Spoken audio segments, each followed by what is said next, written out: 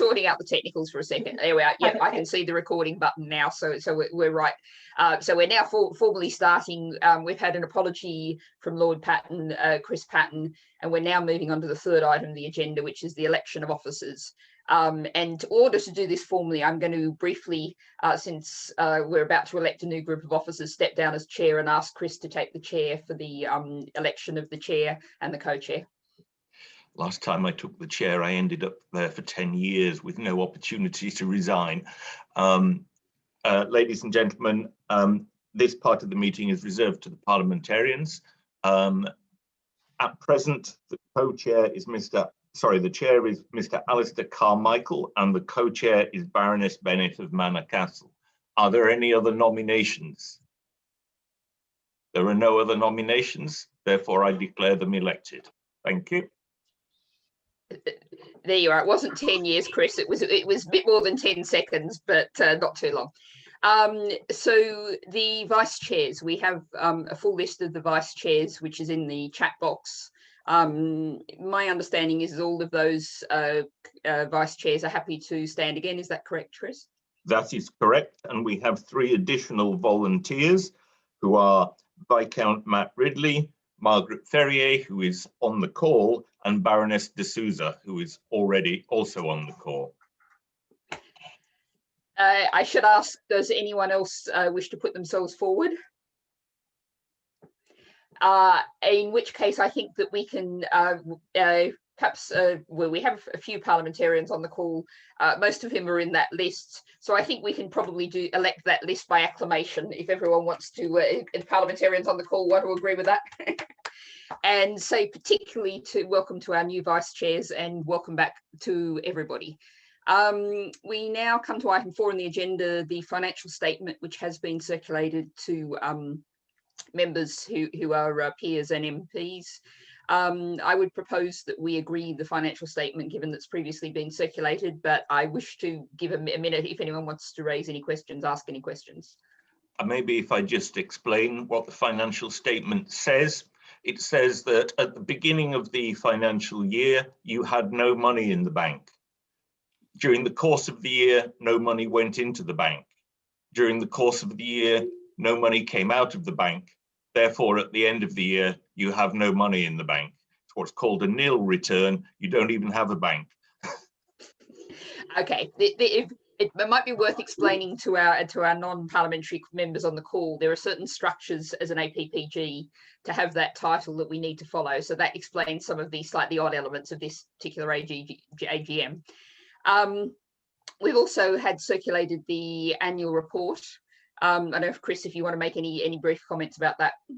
The annual report lists the meetings that we have had during the course of the year and a link to a document that contains all the media coverage generated in the name of officers of the group. It is the most extensive media list and meeting list I have seen in 38 years of running all-party parliamentary groups. There is no doubt that this is busier than most of the others put together. Okay, does any of the parliamentarians on the call want to make any comments, ask any questions about the annual report? I'm not seeing any hands, at which point I think as co-chair, it's appropriate for me to say, noting the great length and detailed content of that report, to put on the record while we're recording, a thank you to the Secretariat, who has done, I think, a great job and been a very strong support to the co-chair, the chair, all of the officers, I think, and the evidence is there in that report. Okay, I think I should allow a moment for any other business in terms of the AGM, if there's anything anyone else wants to raise.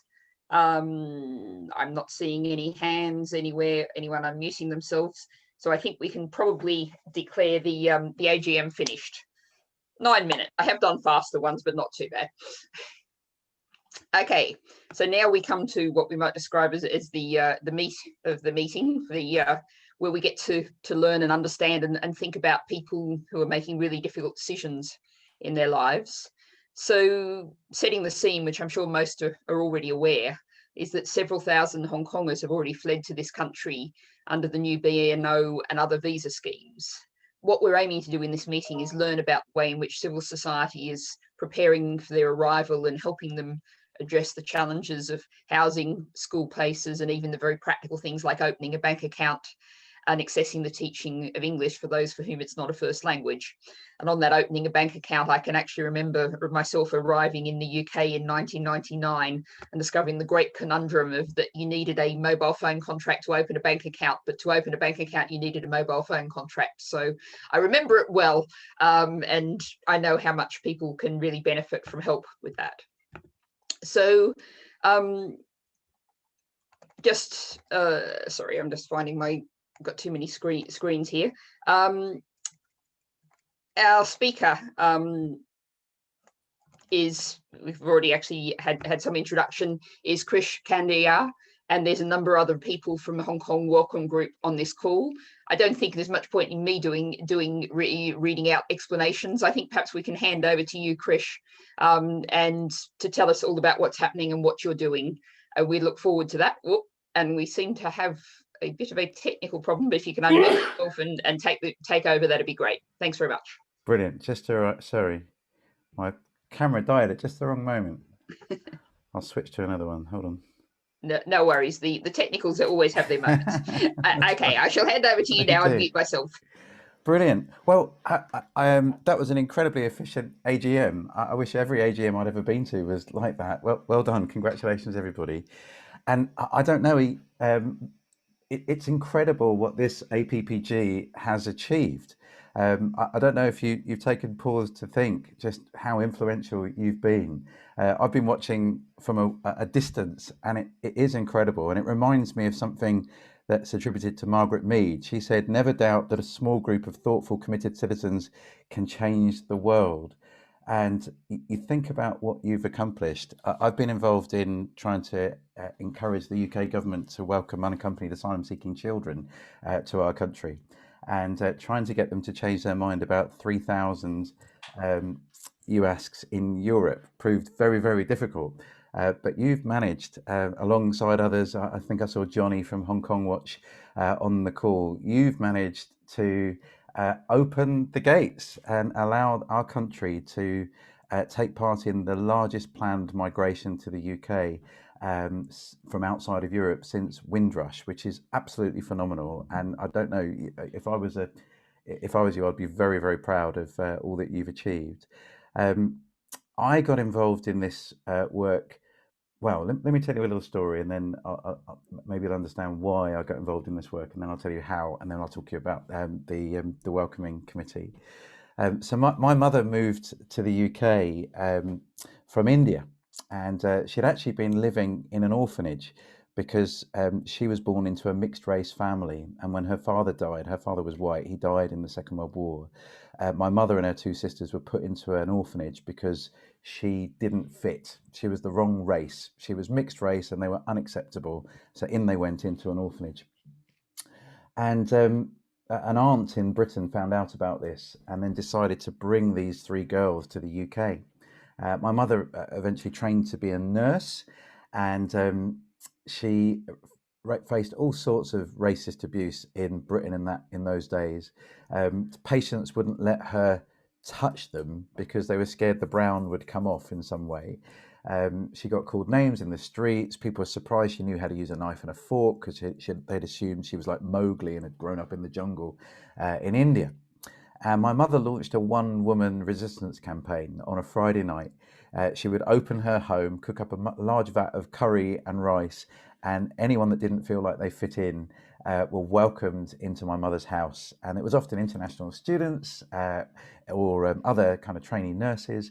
And that was how she fought the racism and xenophobia of her time. I think hospitality is the way that we fight xenophobia and racism.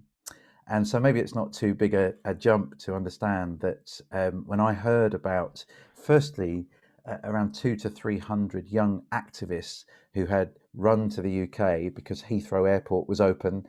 They couldn't get to Canada or Australia. They didn't know if they wanted to engage with our asylum system, but they knew they couldn't stay in Hong Kong because they were going to be arrested. I started to do what I could to try and find out what we could do to help them. And they don't quite fit into our existing asylum hosting provision, and so we've had to kind of generate an underground network of hospitable families that will offer these guys free board and lodging for a couple of months while they decide what they're going to do.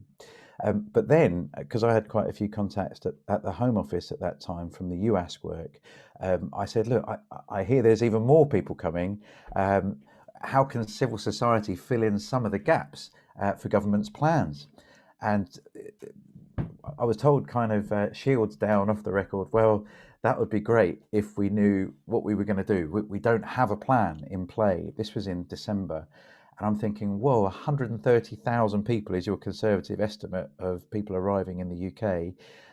We really need a plan. This eclipses the East Asian migration. 70,000 people came over 12 years.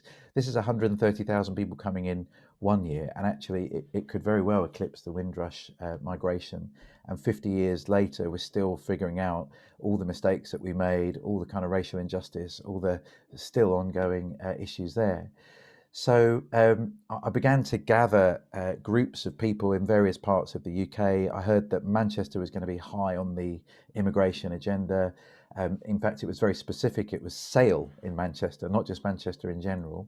And apparently it was schools that was the kind of key issue that was attracting people to come here. So we gathered a round table in Manchester with the Mayor's Office, the Strategic Migration Partnership, the Bishop of Manchester, the bishops, the Catholic and the Anglican bishops, members of the Chinese business community, and other community groups, just to hear what people knew, and people knew nothing. They had no idea what was happening, and B, what the plan was. Well, you can guess there was no plan because people didn't know people were coming. So we just began to brainstorm some of the issues that a local authority might face. We did the same thing in Birmingham with a group of about 70, always trying to work very closely with the Chinese communities, because it really matters that this doesn't look like, white people trying to rescue other people of other colours. Always trying to work on a kind of co-design. Meanwhile, we were kind of speaking to Home Office, and they had a great team, lovely group of people, but they were really focused on the visa route and not on welcome and integration, and they wanted someone to do it. So after a lot of chasing, we found out different ministers were going to take this on. It was a bit of a game of pass the parcel. It was going to be the cabinet. It was going to be the Home Office. Then it was the Cabinet Office, and then eventually it's landed at MHCLG, which I think makes a lot of sense. There's a great team there, Lord Greenhalgh, full of energy and enthusiasm, really good at kind of working with civil society. He's had a lot to do with the vaccine rollout and faith communities as his role as Faith Minister. Excellent civil servant, Emma Snowcroft, working alongside him. And we began to try and work with those guys. That's only been about 4 weeks, I think, that they've taken this on, and they've come up with a really good package that they're trying to get funding from the Treasury to support. So I think since those days, we've run a roundtable for the Home Office. We helped the Home Secretary meet British national overseas passport holders. They were delighted to meet her. She was delighted to meet them. She paid very close attention to them. She shared some of their fears and concerns. We were hearing, I guess, some worries about things like national insurance numbers. You mentioned opening a bank account. We heard from estate agents that they didn't really understand BNO or LOTR. So that was causing some issues. Along the way, I came across Daniel Korski, who's a fantastic guy. You probably know him from his time working at Number 10. I think he was an assistant policy advisor in the Cameron government. And he's the most well-networked person I've ever met in my life. And he'd brought together this group, the Welcoming Committee, which are people like me who have been doing what we can in our different spheres to try and help Hongkongers. And Daniel brought us all together on a kind of WhatsApp group, and we meet, I suppose, every week on a Friday, just to kind of compare notes. And I think we've got some of the members of that group on the call. They may want to introduce themselves. I think we've got Jabez is here, Natashia was here earlier. But just to bring you up to speed finally, and then really happy to take some questions I have a couple of asks of you as well. But on Friday, the Prime Minister asked to meet some B&O holders, and it was fantastic that we got half an hour with him. I was asked to kind of help facilitate it because of the role I'd played in the Home Office meeting B&O holders. We had 4 families join the call. They were on MS Teams. They weren't using Zoom. They don't like Zoom. It's a bit seemed to be a bit insecure. And the Prime Minister and I was called very late notice to kind of facilitate this in the room, which was exciting. I don't really get out of my little garage very often. It was nice to go to number 10. And we had a great conversation. They were very, very grateful to the Prime Minister. They don't know about you, otherwise they'd have been grateful to you too, but they were very grateful to the Prime Minister for opening this route and expressed that. The kids were on the call, which was lovely for them to meet the Prime Minister. And I think the 3 big things that came up from that meeting, one was recognition of qualifications. That's a huge issue, and it has been for lots of migrants coming to the UK. But on that particular call, we had an architect, we had a GP, and we had a teacher. And all 3 of them are struggling to get their qualifications recognised. I know that Bays has got a large team working on recognition of qualification, but a lot of that is focused on Brexit at the moment, and very little of that is looking at Hong Kong. We put that in front of the Prime Minister to say, look, that is a concern, and any energy that he could put into that would be really gratefully received. The second area was around passports. So a lot of the Hong Kongers are very worried for their children. So most of the Hong Kongers that have arrived, it seems to be education. They're not necessarily fleeing persecution, although that smaller group of 200 to 300 are. The wider group of B&O holders, it's more about, we're worried about our kids, we're worried about their future, we're worried about how open their education is going to be. And so we're moving now. We can see the direction of travel of the nation, but they're not worried they themselves are going to be imprisoned or persecuted. They're more worried about what's going to happen to their kids. And those children are all travelling under Hong Kong passports, which only have a 5-year lifespan. And the worry is they will expire while they're here under the B&O route. And then the question is, are they going to get renewed by the Hong Kong government? And they're fearful they won't be. And then what do they do if their children have no passports? Traveling back to Hong Kong, people still want to do that. They're very sad to have left brothers and sisters, aunties, uncles, and parents there, and in very close-knit communities where it's not unusual for grandparents to be looking after children in the daytime while parents are out to work, and then they all meet together for a family meal in the evening. To be severed from those family links is very painful. So the idea that the grandkids can't go back or travel to other countries where they might meet up seems to be a bit of a concern. So I hope that helps with a bit of an overview. I guess I need to declare ukhk.org that I've been running. Our specific focus has been mobilising faith communities. We've managed to find nearly 1,000 churches that want to offer neighbourly help to newcomers in terms of, if you've moved continents in the middle of a pandemic, it's very hard to figure out how to do life. Simple things like getting your child registered at a school or a GP surgery, when you put your bins out, what the council tax is, all those kind of really basic things. So we've mobilised churches to provide that kind of neighbourly help. At the moment, it's on the end of a phone if people need it, but it will be face-to-face as soon as lockdown permits. Our website is a very friendly space. It's faith-based, but not faith-biased, so it's useful to anybody that's there. It's faith that's driving the people to help, but we'll help people from all backgrounds. And it's got lots of friendly information provided by Hongkongers who have arrived here in the last couple of years, talking about their transition, talking about some of the challenges they faced, but also how to overcome them. And if it's helpful to you, please let the world know about it so it can help more people. But Natashia and Jabez might want to say hi on behalf of Welcoming Committee, and then we're very happy to take questions from you. So Jabez or Natashia, if you'd like to just say a few words. Jabez first, perhaps. Thank you. Hi, Jack. It's very encouraging to see the APPG Hong Kong group are working very well for to support the Hongkongers. And I work in the Chinese Community Center in London, in Hackney, and I have received requests for assistance since literally early July, before the first guidance was published, that people are coming upon hearing the news of this BNO route is opening. And it is very grateful for the UK government to open this route. I have actually one request I want to raise. I have so far dealt with 2 cases of people seeking for asylum, and upon discuss with them and found that their parents the father were born in Hong Kong before 1997, and that both of their father thought they were not BNO because they never applied for a passport. And BNO visa is applying to BNO status.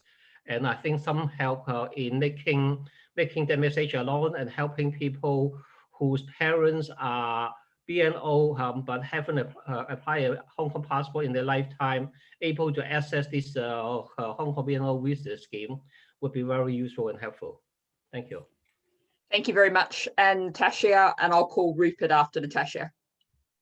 Hi, so I'm a part of the committee. I'm primarily focusing on developing a housing, employment and education solution.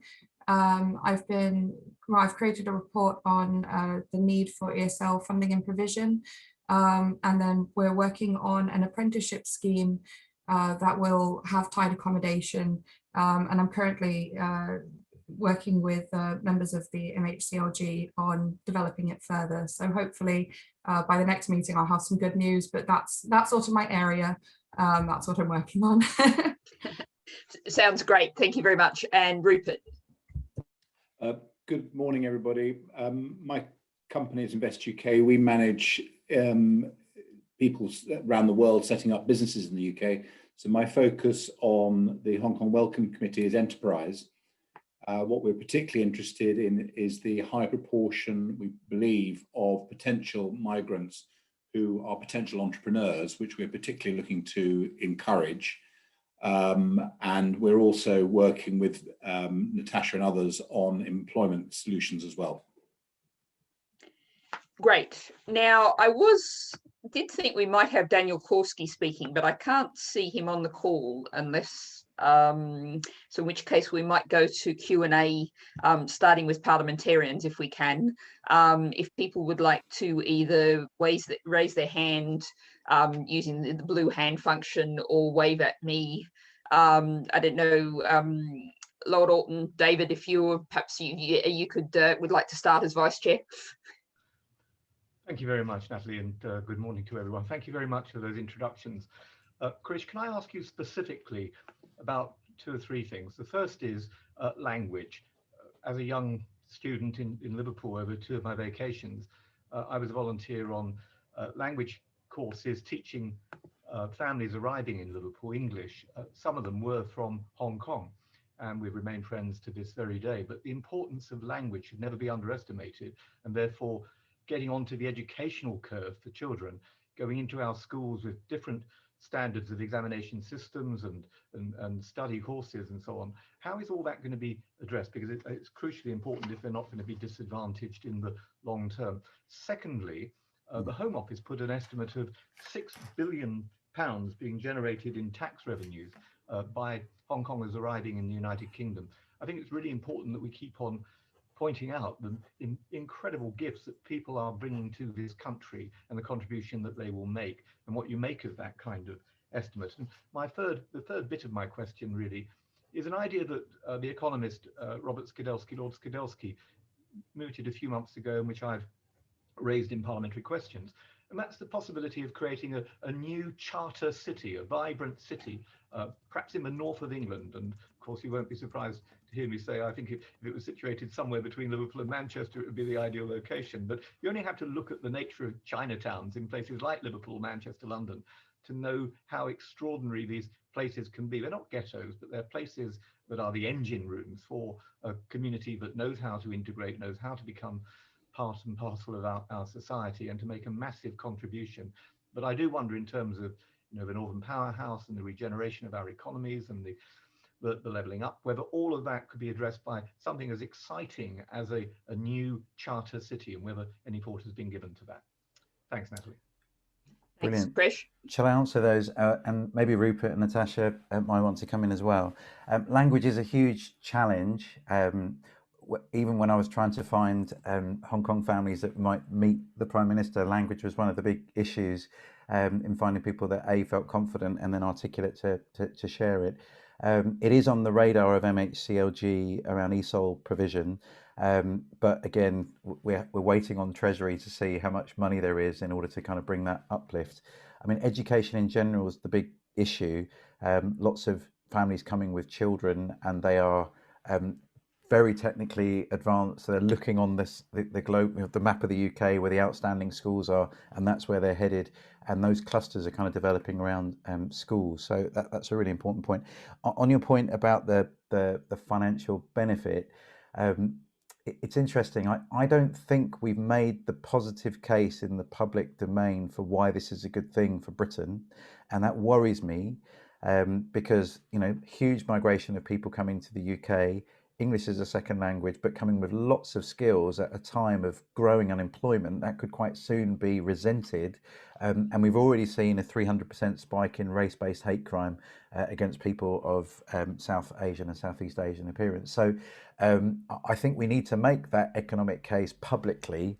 The flip side of that is if I was in my old mode, and I don't know how widely this is going to get shared, but thinking about unaccompanied asylum-seeking children, it would look like we are only interested in people that will be beneficial to our economy, and we don't care about the poor. So I don't know how we make that case without reaffirming this idea that we are, you know, ultimately capitalists trying to feather our own nest. But on the third point about a charter city, I'm torn on that. Because language is already a challenge, I'm nervous about, and you use the word ghettoisation, it doesn't necessarily have to end up that way, but if it looks like we're putting a group of people in a new place, out of sight, out of mind, it's very hard for the optics of that not to go badly. Although the other thing is the migration is politically complex with the existing Chinese community. So there's an amazing councillor in Birmingham, Councillor Yip, who's a Conservative councillor. He's on he helped found the COVID Against Racism group, which is about this race-based hate crime. And he reminded me in a meeting recently, there are 7 different types at least of Chinese people living in the UK, and they all have a complex relationship with mainland China and with the Hong Kong government. And those that are coming here are perceived to be what's described on the yellow side, which is the pro-democracy side of the Hong Kong debate. And a lot of those living here and settled already, and some very well-known public Chinese figures are more on the blue side. And so there is some suspicion from the Hong Kongers arriving here that they won't be welcomed by the existing Chinese communities. So, you know, the optics of it could look like we're trying to lump them off in one place because they're all the same, and that won't necessarily land well. But Rupert, maybe you want to report back on some of the conversation we were having about free ports, because that's something that Daniel's shown a lot of interest in. Is it worth sharing about that, Rupert? Thank you, Krish. Yes, I think free ports is a way forward. I know that Lord Nat Wei is championing this particular cause. I just want to echo what Chris said about the importance of economic activity, but clearly this is not the only issue at play here. But in order to have societal acceptance, I think we have to go further than simply state that there is a broad tax revenue benefit for this relatively very large immigration. I think we have to demonstrate it, and we have worrying anecdotal evidence that a lot of the Chinese, Hong Kong Chinese moving here are not viewing this as an economic move. In other words, they're bringing savings, which has an indirect economic benefit, but their anticipation is that they will be living off savings for the 3 to 5 years, the 5 years it would take to get to permanent residence and have a job if they find one, type of thing.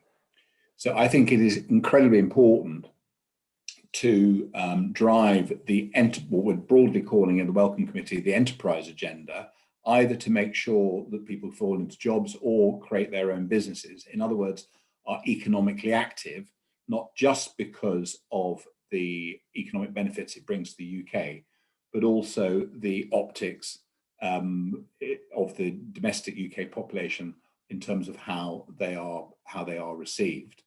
So that's something that free ports can play a role in. I do heartily agree that one doesn't want a segregation, but the free ports does at least give an opportunity to navigate and signpost the economically active, the entrepreneurs amongst that vast cohort, to places where there is a great stepping stone, a great starting point. That's right. And just to come off that, Rupert, we're very nervous about any kind of directives. So, being told that you must move here would go against the nature of the migration, but you could make it very attractive. So as we know, schools are incredibly important to this cohort of people moving. So put some, world-class schools near a free port. That would be the way I would do it if it was up to me. Chris, I totally agree. This has to be about carrots rather than sticks. One of the proposals we've put forward to the Cabinet Office on this point is at the moment, the B&O programme offers a route of 5 years to indefinite leave to remain, with a further year to citizenship as the pathway, but 5 years to indefinite leave to remain. But there are certain routes, for example, in the investor route, where it's possible to achieve this in 3 years.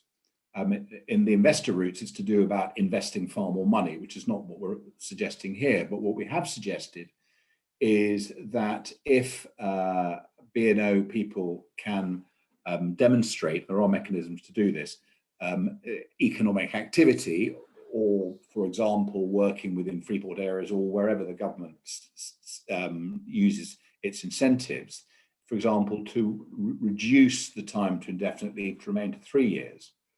And that is a sort of cost-free incentive that will be very highly valued and sends a very clear message that the government is supporting enterprise and economic activity within that cohort. So there are mechanisms.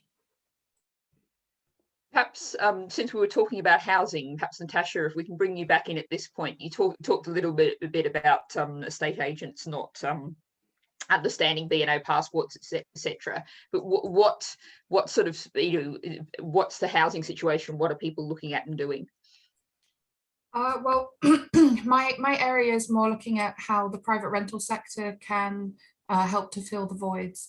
One of the issues, of course, is 16% roughly of private renters are planning on leaving the market due to the loss that they've incurred over the past 2 years. So we have designed an apprenticeship scheme. Well, I should say we're using the current apprenticeship scheme, but we have figured out how potentially the government can open it as a more viable, financially viable option for Hongkongers and others. It's not something that we've designed specifically for the Hongkongers, but rather wanting to make it accessible to everybody, with Hongkongers particularly in mind. And I have shared that document with you in the chat, as well as the English language provision report. The difficulty is the landlords want to know that rents will be paid.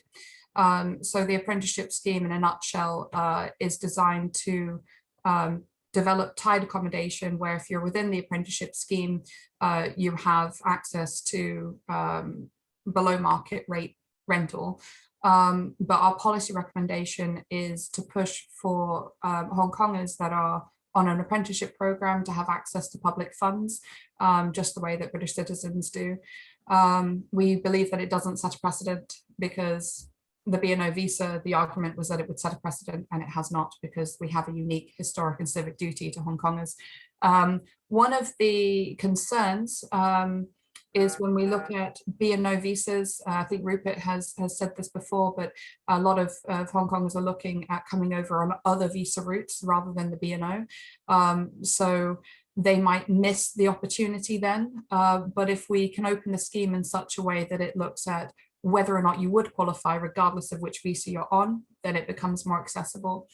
For the housing, I'm based up north. I live just around York, and I'm very keen on the economic development of the north. And I do believe that we have a very unique opportunity. I'm actually in talks with some interesting people, such as Ivan Co. and a few development companies from overseas who are interested in the potential for developing up north, but trying to get the angle to be less political and more broad spectrum. How can we economically improve our situation whilst also making sure that those that come are actually welcome and are not seen as a resource. I think that the root of it is with the MHCLG, they are focused on all integrated communities, and that needs to be in part our focus. When we talk about Hongkongers, we need to keep them in mind, but also make sure that what we open is available to British citizens, is available to other migrant communities. And that's how we ensure that we don't end up with a ghettoization. If we're talking about a 200-unit block of apartments built in a Freeport, making sure that that's, you know, a 75-25 split is how we then ensure that language occurs within the most direct communities. And that starts to feed into the English language provision. It's one thing to have the formal schools, but having communities that meet and greet on the streets, that is where at the base level people pick up a language. I think all of us have traveled overseas at least once and have learned how to say hello, I like coffee, not tea. We need to make sure that the communities that we develop are accepting.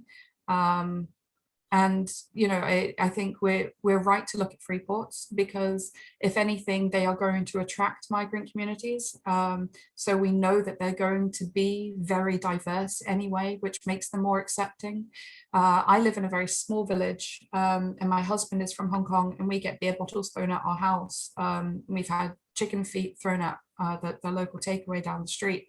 And the funny thing is, where I live, people don't read the news. So the fact that it's permeated into my very little village concerns me. And it's something that we do need to tackle. And English provision is the root, I believe, in helping people to be accepted. If you can speak the language, you're less likely to be sort of a targeted. And as far as economic integration goes, Hong Kongers are not necessarily economic migrants, but we should also bear in mind that if the right provision is in place, the young people who are currently sitting on the fence aren't sure if they want to come over on a visa, having a scheme where they know that they can afford to live, that they can gain qualifications, making sure that those with overseas qualifications can upskill or reskill under a particular program. This is how we then ensure social and cultural integration, because they are seen as active participants of their local communities, and it spirals positively from there. Thanks very much, Jabez. Is there anything you'd like to add? Just, you have to unmute yourself. Hi, thank you. I think on the housing, I want to also add something that experience of many newly arrival have the problem. First arrived, they most have arranged themselves into B&B and immediately have tried to look for accommodation. Like Chris said, accommodation is very closely linked with the quality of school. And even they find a place, the practical problem of most of the estate agent or landlord will ask for last landlord's reference, bank reference, bank account, and all those are not available. So those need to be addressed. I actually started a conversation with London Borough of Hackney to have suggestion that a lot of cities, for example, in Hackney, they have a big regeneration scheme on their council housing.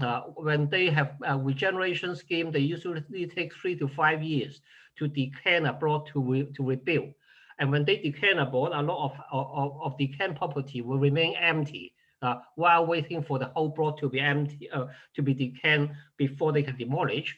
I suggest that to make use of this decant building, to make it into temporary accommodation for Hong Konger arrival, so they would be able to have a temporary accommodation and get their foot settled and look for permanent places. And that's something the Headley Council is considering.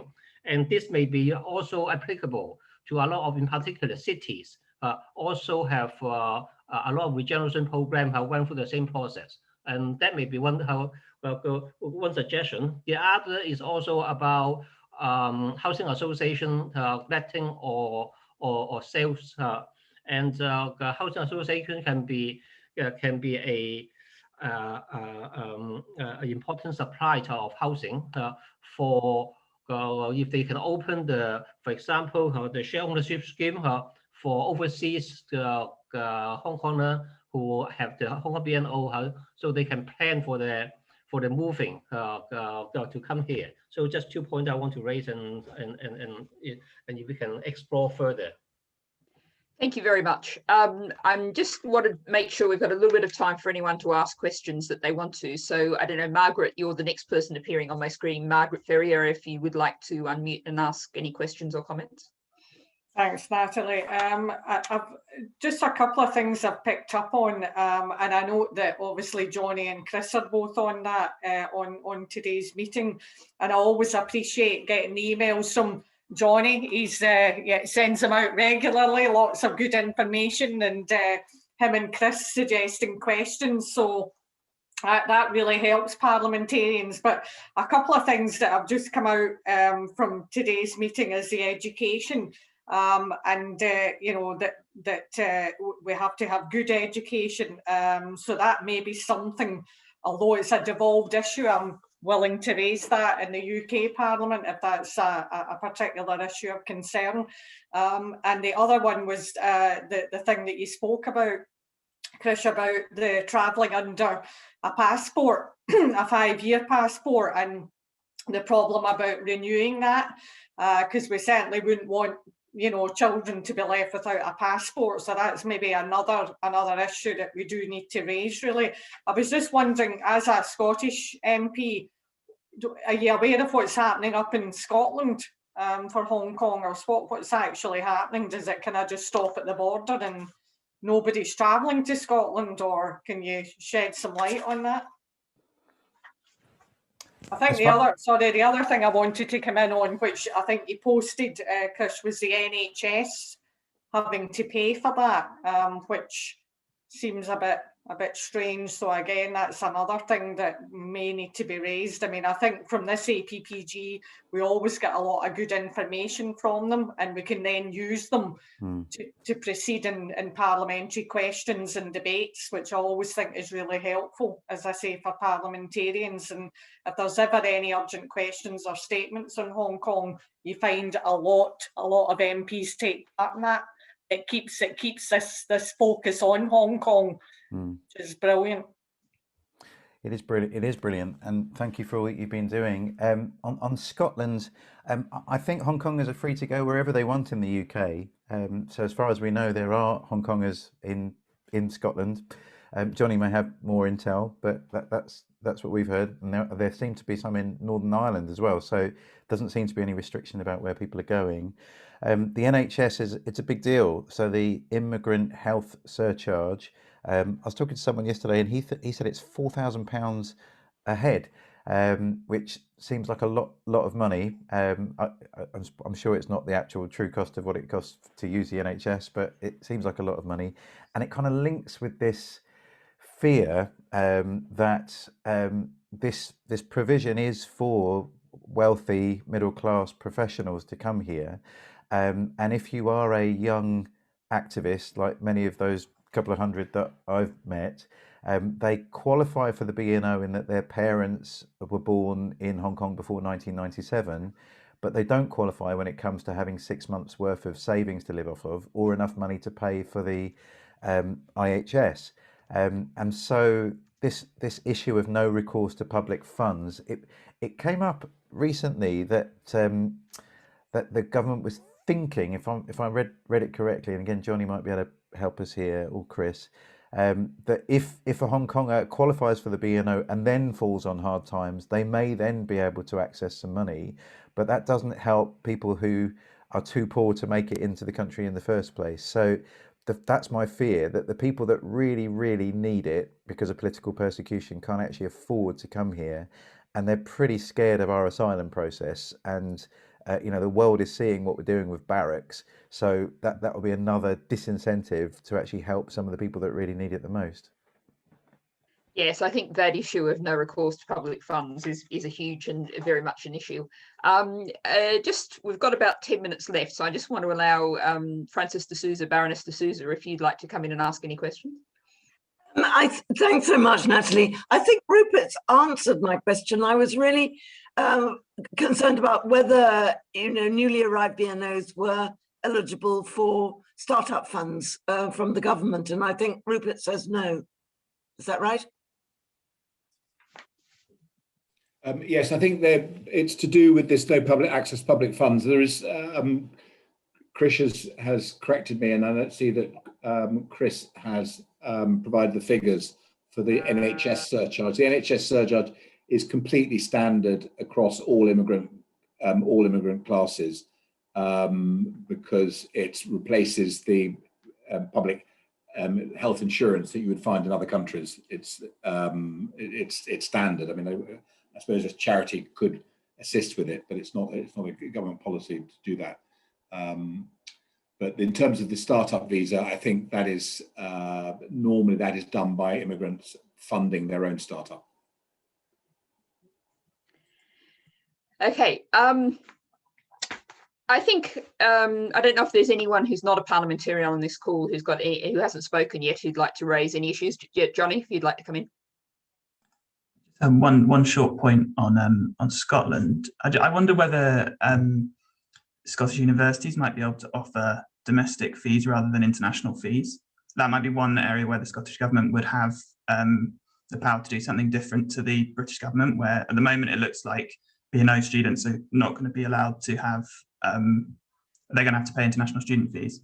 And that is going to be prohibitive for a lot of, for the bracket of students from Hong Kong who end up coming here under the scheme. And so I wonder whether that might be one area the Scottish government could look at offering a more compassionate and kind of fair policy. I don't know, Margaret, if you might have any thoughts on that. I'm not sure. I mean, there's no harm in asking the question. It's just that obviously kind of immigration is a reserved issue, so it's how much they can really do. But if there's anything they can do within their powers, then I'm sure that they would look at that. So it's maybe a letter that we need to draft and just send it to the relevant minister at the Scottish government and ask the question and put it on their agenda. Although, you know, as I say, immigration is a reserved issue. The Scottish government and other governments still look at that. So yeah, it's a possibility, Johnny. Brilliant, thank you. And that's something perhaps, Chris, we might look at, although I think we probably also would want to get some MSPs involved. And actually, that does actually raise a broader issue for the APPG, is whether we should actually think about inviting members of the Scottish Parliament and indeed the Northern Ireland Assembly and the Senate, perhaps once the elections are over, to think about inviting them to these meetings and putting them on the list for these meetings, because a lot of these issues we're talking about now are going to come, they're not really international, they're going to come down to the local and the national within these islands. I'm always having to be careful about my language here at this point. I think we've just got a couple more minutes. I did just want to put a little reflection. I thought what you said, Chris, was very interesting about the focus on economic contributions, and that's something that's very close to my own heart, is to be the idea that we should, you know, go around the world and scoop up and brain drain lots of other countries and you know, bringing in the best and the brightest. And I also think that very much ignores the fact that you know, many of the people previously in history who've been migrants who contributed enormously to Britain may have come as, you know, poor, you know, penniless students and that contribution comes through people's lives. It's not necessarily meaning they arrive with lots of money. And I would also just reference, and I think it's really important to think about you, and I think it sounds like, Natashia, you're very much focused on this, that if it's seen among other migrant communities, that the Hong Kongers have got this special consideration, which in some ways they have for good historical reasons, but building those links across other migrant communities is going to be very important. And I'm going to leave my own political perspective out of this, but just to note that free ports are going to be a very controversial thing, and there may be some real political and practical risks if Hong Kongers come to be seen to be tied very closely to free ports. Speaking from my side of politics, they are not a popular thing. And that may also well be the case, particularly in parts of Northern England, for example, and indeed in other poor parts of the country. So I think that's something, just a little contribution from me to add some thoughts in from my political perspective. We're just about coming to the end. I have a general rule of trying to finish within the hour limit, because we all spend more than enough of our life on Zoom as it is. I don't know if anyone has any really pressing last thoughts that they want to share, comments they want to make. Perhaps David and Lord Alton, if there's anything you'd like to add at the end. No, Natalie, but only to thank you for the usually accomplished way in which you manage these meetings, the expeditious way you get us through the business, but also to thank the participants who I think have shone a light on some of the complex questions that we are going to have to face. I thought your idea of involving people from the devolved assemblies and the Scottish Parliament is a very good one. And I think we do need perhaps even local government as well, because we will have to look at what is happening really on the ground. I think one of the things that I was struck by was the figure that Krish gave us about the increase in hate crimes that has occurred as a result of people being perceived to come from East Asia or Southeast Asia. And I think that's a really disturbing development, one which we shouldn't lose sight of and see if there's more we can do something about. But I hope that our participants today won't see this as the end of their engagement with us. I think it's only the beginning, and I hope that they will continue to feed in thoughts, as Margaret was saying, issues that we can then raise in both houses and with government ministers. But personally, I found it an extremely informative and helpful, useful meeting. So thank you very much for chairing it so well. Thank you, David. That's very kind. And actually, it does occur to me, thinking to parliamentarian members on this call, that we might want to actually look at our description of our purpose and think about whether we include some reference to the purpose of today's meeting, and whether that should actually go into our purpose. And that's something, Chris, perhaps we in the offices can work on later. But just to throw that out there as a thought, and if anyone has any particular thoughts on that, please feel free to share them. But we are perhaps the logical place to do that, but it would be good to have it written down formally in our description for the future. Okay, so the finishing on time theory, I'm going to do that. Natalie, can I come in? Jonathan wants to come in. All right. Okay. Sorry, Jonathan. It's hard to see all the screens. That's fine. Thank you very much. Sorry, my name is Jonathan Liu. I'm the chair for a Chinese Christian charity in London called Ming Ai, whose founder was actually from Hong Kong, from the Caritas organization. Okay, I just wanted to share two things with you. The first of which is that I'm an educationist. Okay, I've spent all my life working in universities, and I'm professor of so-called management, or probably mismanagement would be more ideal. But there is quite a lot of history on how the Chinese diaspora has actually migrated to different countries. So on the point about the need for supporting letters, this could come from a variety of Chinese associations that the BNO people could subscribe to. And then the final thing is celebrity support is always going to be useful, okay? Ming Ai has over the years received a lot of funding through Lottery Heritage, where we do a range of projects with the general public and with schools and with supporters. And I'll be very happy to approach, for example, celebrity chefs, okay? Because food, especially Chinese food, always seems to be neutral. okay? Even, I don't know, absolutely racist people would still go and eat, okay? But my final thing is to thank you very much for receiving us. And this is the start, it's not the end. And thank you. Thank you very much, Jonathan, and I'll certainly echo that food point. I particularly enjoy going into Chinese restaurants, particularly those frequented by Chinese students in Sheffield, the ones that only have Chinese script menus, and kind of stumbling my way through those and enjoying the experience. Although it is also a reminder that something Natashia was saying about the importance of ensuring there's integration, because in Sheffield we've got many students coming from China for the short term. But there is a real difficulty in making sure that they have a full experience of being integrated into the local community and don't just live in their own little world. And I think what we want to do is build links between people. So I'm going to draw it to a close. I want to say thank you very much to Krish, to Rupert, to Natashia, to Jabez, and to Jonathan, both for your contributions today, but also very much for everything that you're doing, all the work that you're doing, all the volunteering that you're doing, all of the links between people that you're making. And I think that's one of the things that really is what comes out of this meeting, is what we're talking about, and making sure that people are able to meet, make friends with, link with, work with, play with other people, and form communities. And that's what we're looking towards. So thank you very much, everybody. Thank you for the Secretariat again. We've got the AGM out of the way, so onward and upwards for another year that I'm afraid looks like it might be just as busy as the last one. Thanks very much, everyone. Have a good day. Bye, everybody.